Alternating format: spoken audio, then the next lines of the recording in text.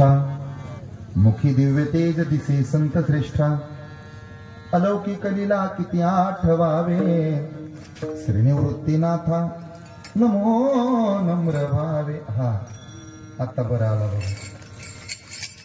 ज्या ज्या स्थळी हे मन जाय माझे त्या त्या स्थळी हे निज रूप तुझे जयाचा जनी जन्म नामात झाला जयाने सदा वास नामात केला जयाच्या मुखी सर्वदा नाम कीर्ती नमस्कार माझा ब्रह्म चैतन्य मूर्ती अलंकापुरी रम्य सिंहासनस्थं पदांबुज तेजस्कृत प्रदेशं विधीन्द्रादिदेव सदा स्तूयमानं समाधिस्थ मूर्तिं भजे ज्ञानदेवम्।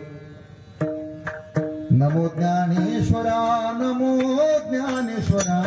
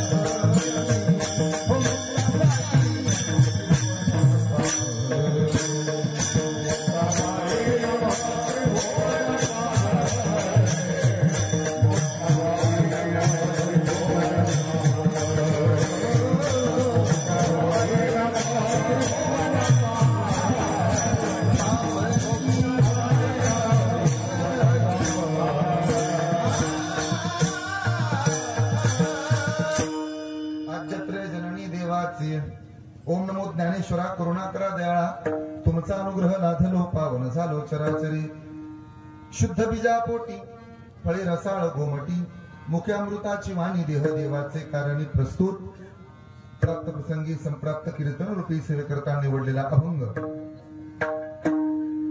प्रदायाचे कळस वैराग्याचे मूर्तिमंत उदाहरण पाचव्या वेदाचे निर्माते संत श्रेष्ठ सकल संत विभूषण महाराष्ट्राच्या स्मिता वारकरी संप्रदायाचा प्राण संत तुकाराम महाराजांचा चार चरणांचा साधूची काही लक्षणं सांगणारा आजचा हा अभंग आहे। आजच्या अभंगातून संत शिरोमणी तुकाराम महाराज साधुत्वाची काही लक्षणं सांगतात ज्यांच्या प्रथम पुण्यस्मरणाच्या निमित्तानं आज आपण सर्वजण एकत्र आलोत।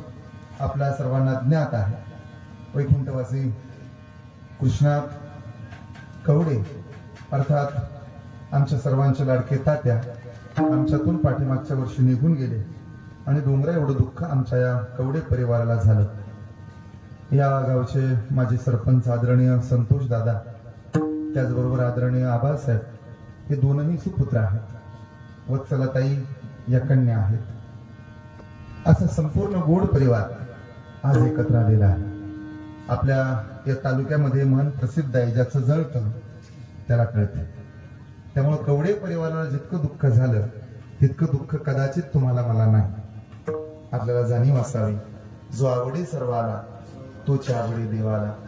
आम्हाला आवडणारी माणसं देवाला आवडतात देव चटकन घेऊन जातो पण देवाला आवडणारी माणसं आम्हाला सहजासहजी आवडत नाही। आम्हाला आवडणारी माणसं देवाला आवडत होती म्हणून तर तुकोबांना नेण्याकरता देवानं विमान पाठवलं। आवडणारी माणसं आम्हाला आवडत नव्हती म्हणून तर तुकाराम महाराजांच्या अंगावरती चिकन माती टाकण्याचा लोकांनी प्रयत्न केला।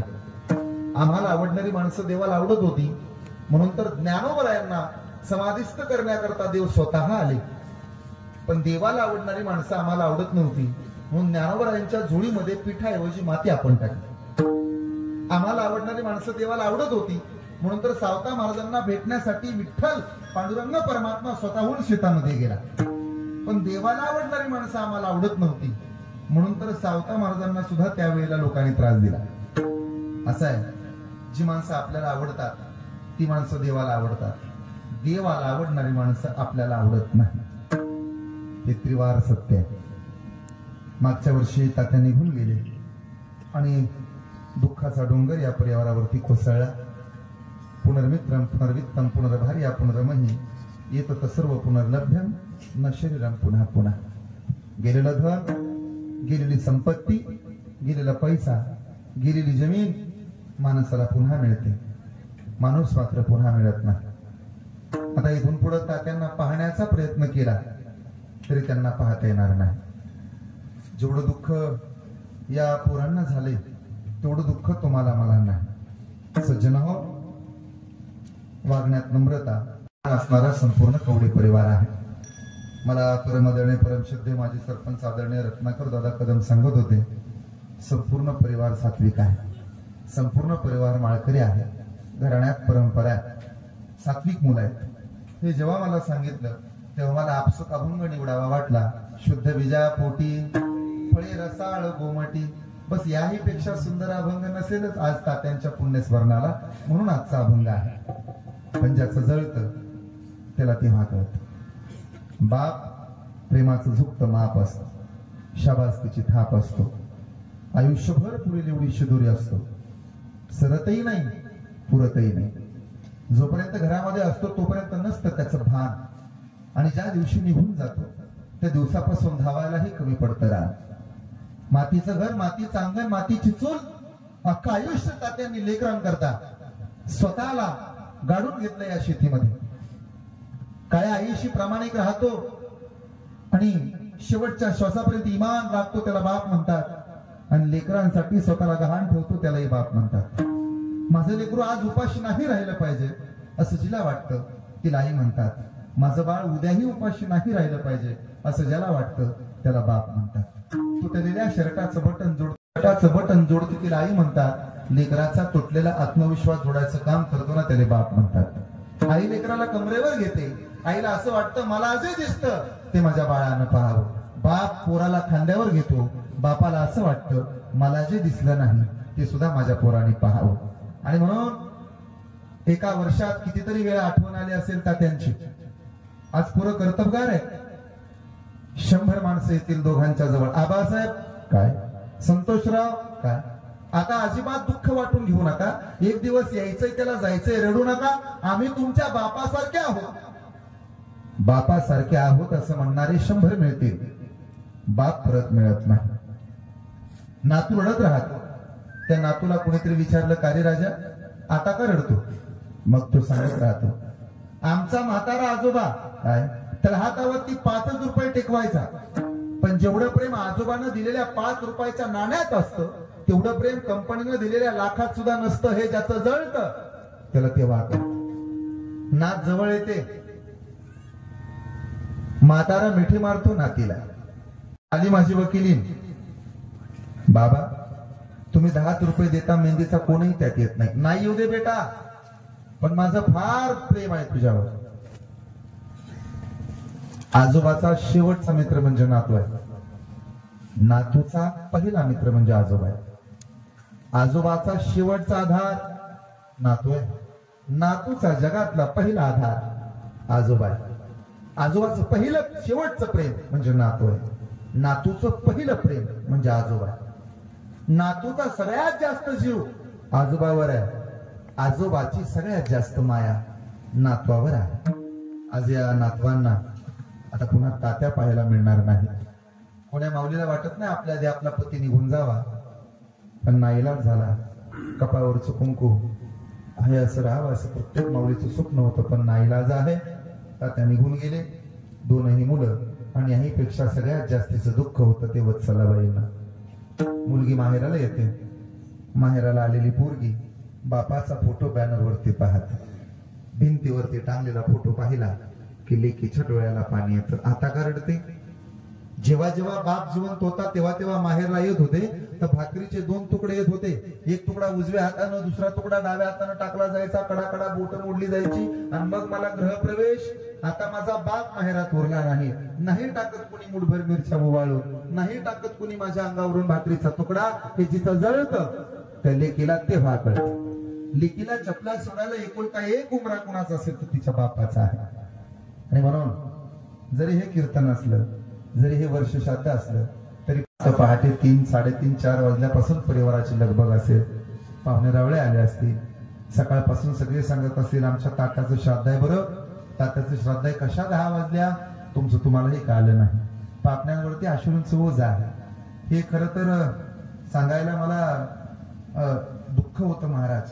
मी त्यातून गेलेलो आहे. आमच्या घरी परवाच वर्ष श्राद्ध झालं. मला कल्पना आहे. आपण दुसऱ्याकडे जातो, आमच्या आयुष्यात जेव्हा अनुभव येतात तेव्हा आम्हाला कळतं. रत्नाकर दादा, फार अवघड असतं दुःख सहन करणं. आपण यांच्या घरी येतो, आपल्याला फुलासारखं जपतात ही मंडळी. महाराज चहा देऊ का, पाणी देऊ का, कुठं ठेवू तुम्हाला, असं करतात. पण खरं सांगू, त्यांच्या काळजावर फार मोठं दडपण असतं, फार मोठं दुःख असतं. पाहुणे रावळे येतात, प्रत्येकाला हात जोडतात. आला बरं वाटलं, जेवून जा, 2 घास खाऊन जा. फार मोठं ओझ असतं काळजावर. कुटुंब सांभाळायचं असतं. बायको रडत असते, आई रडत असते, नातू रडत असतो, मुलगा रडत असतो. अशा सगळ्याला सांभाळण्याचं काम आदरणीय आबासाहेब आणि संतोष दादांनी केलेलं आहे. पण नाईलाज आहे. आले देवाजीच्या मना तेथे कोणाचे चालेना. देह जाईल त्यास काळबा खाईल. मग परिवार म्हणतो तुझा माझा देव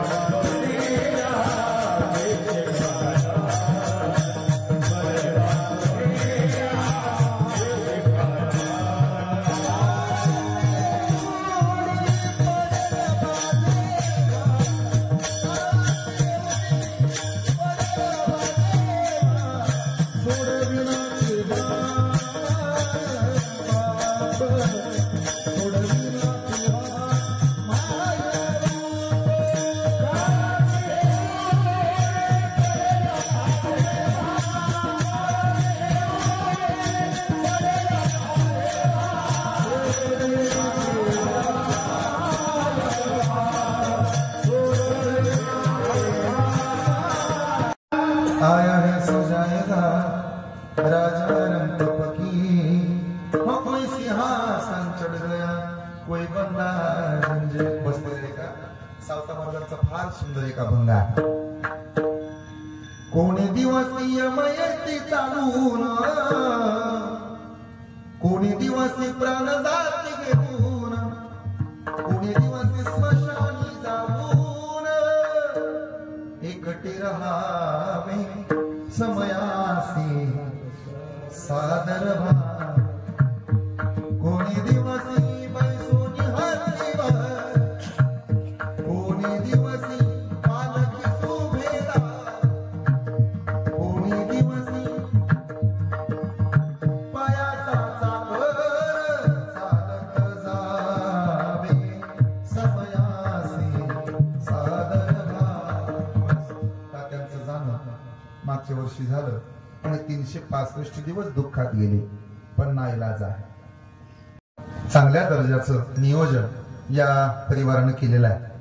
त्यामुळं आज हरी कीर्तन आणि याच्यात पुण्यस्मरण म्हणजे तात्यांचा शेवट नक्की गोड झालेला आहे. महाराजांचा एक सुप्रसिद्ध अभंग आहे, शेवट तो भला माझा भाऊ गोड झाला. कधी गोड झाला? आलोणीजाच्या माहेरा बेटी रखुमाईच्या वरा. जीव निघून जाताना अंतकरणामध्ये देव असावा म्हणजे शेवट चांगला का वाईट? बोला चांगला. मरताना देवाला मांडी मिळावी पुतनेची, मग पुतनेचा शेवट चांगला का वाईट? बोला. जिच्या मांडीवर मरताना देव होता तिचा शेवट वाईट असेल का? चांगला आहे. ज्याला मरताना ईश्वराची मांडी मिळाली रामाची जटायूला, त्याचा शेवट वाईट असेल का चांगला असेल? चांगलाच आहे. रावणानं स्वतःचा डोकं चालवून शेवट गोड करून घेतला. आपण अजून मागे राहिलो. अयोध्येत श्री प्रभू रामचंद्रांच्या पावलावरती पाऊल टाकत सीतामैया नांदायला आल्या. नवी नवरी होती. औक्षण केलं, कैकईनं ओवाळलं.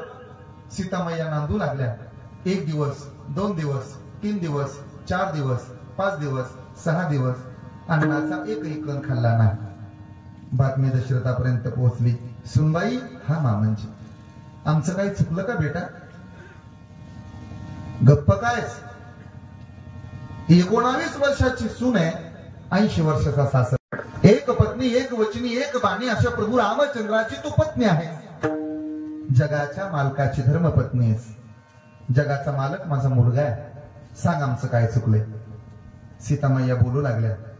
मामंजी, असं आहे, वडीलधाऱ्या माणसाचं माप एखाद्या तरुण पुरीनं काढू नये. पण एक सांगू, जे पेरलं ना ते उगवतं महाराज. काय पेरला? जे तुम्ही पेरलं ते उगवणार आहे. आम्ही काय पेरलं सांग ना. तुम्ही कर्म पेरलं, कर्म उगवेल. असं काय चुकलंय आमचं? मामंजी, काही माता काही बोलत नाहीत. कौशल्या आईसाहेब काही बोलत नाहीत. सुमित्रा मैया काही बोलत नाहीत. माझ्या पतीनेही मला कोणती गोष्ट सांगितली नाही. पण ज्या दिवशी नांदायला आले त्या दिवसापासून मला चुकल्यासारखं वाटतं. माझा निर्णय फसला. रामाशी विवाह करायला नको होता. हे शब्द कोणाचे? सीतेचे. घाम आला दशरथाला. 19 वर्षाच्या कालच्या पुरीनं आपल्या घरात यावं आणि आपल्या माप काढावं हे कोणाला आवडत? बरं, दशरथ फक्त गावचे सरपंच नव्हते, पंचायत समितीचे सभापती नव्हते, नुसते आमदार नव्हते, खासदार नव्हते. मग कोण होते? राजा होते. राजाचं माप कालच्या पुरीनं काढलं. हे पटलं नाही. सीता, काय चुकलं ते सांग, आणि का जेवत नाही आमच्या वाड्यातलं तेही सांग.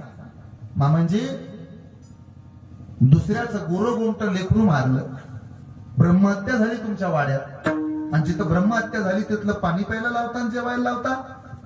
प्रॉपर्टी. ब्राह्मणाचं लेकरू मारलं तुम्ही, गोरगोमट लेकरू मारलं, श्रावण बाळ नाव त्याचं, आणि मला तुमच्या घरचं खायला लावता. खाणार नाही. मी सीता आहे. जनक राजाचे संस्कार आहेत आमच्यावर, आम्ही खाणार नाही. सीता, सांग ना, तुला हे कोणी सांगितलं? नाही मामंजी, सांगावं काय लागतं? कर्म काय झाकून राहतं कधी? बसलेलं आहे का बरं? नाचणारा मोर आणि पैशाचा जोर या दोन गोष्टी जास्त दिवस टिकत नाहीत. नाचून झाल्यानंतर मोराला पिसारा बांधावा लागतो, आणि जगून झाल्यानंतर श्रीमंताला पसारा बांधावा लागतो. वासनेत बरबटलेलं मन, व्यसनाच्या आधीन गेलेलं आपलं तन, आणि लबाडीनं कमवलेलं धन हे काही जास्त काळ टिकतं? एका माणसानं मोटरसायकल चोरली, 2 व्हीलर, आणि टेंबुर्णीला गेला विकायला. तिथं त्याला गिरायक लागलं, पण ते चोरच होतं महाराज. मग दोघाचा सौदा सुरू झाला. द्यायची का मोटरसायकल? मग काय शोला आणली का? चांगले का? मी काय घुसून पाहिलं का? चावी आणा. कशाला? आधी ट्रायल घेऊन आलो. लवकर यावं लागल. किमतीचं काय? 27,000 रुपये. कमी जास्त होणार नाही. दिली किंमत. फक्त पहिल्यांदा चावी द्या. लवकर या. पुन्हा नाही आले. 15 मिनिटांनी शेजारच्या लोकांनी विचारलं, पाटील काय? चांगली मोटरसायकल होती, बहुतेक विकली वाटतं, पण एक विचारू का? काय? काय भावानं दिली हो? ज्या भावानं आणली त्याच भावानं दिली बाबा. रुपया सुद्धा आगाव घेतला नाही. त्याला लाबाडीचं धन म्हणतात. आपल्या कुर्डुवाडी परिसरात बापू जाधव नावाचा एक शाहीर होता, आणि तो चौकात बसून गाणं म्हणायचं. पाप करून पापी म्हणे, सैरा वैरा पळतैर, आणि काय काय केलं भल्या माणसा, देवाला सार कळतंय. पाप करून पापी म्हणे, सैरा वैरा पळतैर. बर का सोडा, काय काय केलं भल्या माणसा, देवाला सार कळतंय. तुम्हाला वाटलं काय तुम्ही बांध फोडल्याला माहिती नाही, टालीची माती खाली ओढलेली माहित नाही? तुम्हाला वाटलं काय तुम्ही 2 गुंठ घेतले अजून भावाला सांगितलं नाही? देवाला सार कळतंय. कर्म म्हणतात. गुडघ्यावर बसला दशरथ, काय चुकलं सांग सीते? ब्राह्मणाचं लेकरू मारलं महाराज तुम्ही, आणि तुमच्या घरचं मला जेवायला लावता. खाणार नाही. विश्वामित्रानं मध्यस्थी केली. सीता असा हट्ट बरा नाही. आमच्यासाठी नाही, तुझ्यासाठी. 6 दिवस तुझ्या पोटामध्ये अन्न नाही सीते. या राजवाड्यात एखाद्या नव्या नवरीचा जीव जावा आणि तोही अन्न पाण्या वाचून हे आम्हाला शोभणार नाही. आम्ही मार्ग काढला शास्त्रातनं हुडकून.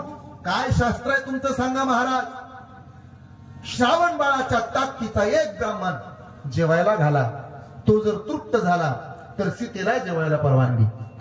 असा ब्राह्मण कुठून आणायचा? असा ब्राह्मण कुठून आणायचा? असा ब्राह्मण कुणी असेल तर शोधून द्या. व्हॉट्सअपला स्टेटस ठेवले सगळ्यांनी. दशरथानं सुद्धा इंस्टाग्रामला पोस्ट केली.